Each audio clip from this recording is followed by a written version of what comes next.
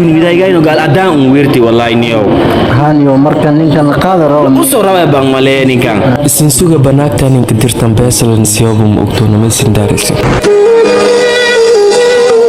How long you stay here?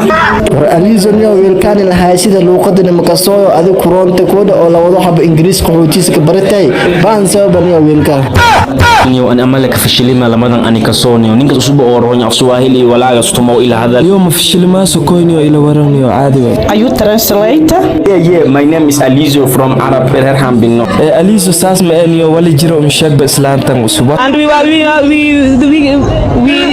they delayed. They brought us at the time. And on that day, they didn't. أبها was دمبل إذا ورياني أفس إنجليش كسوي. no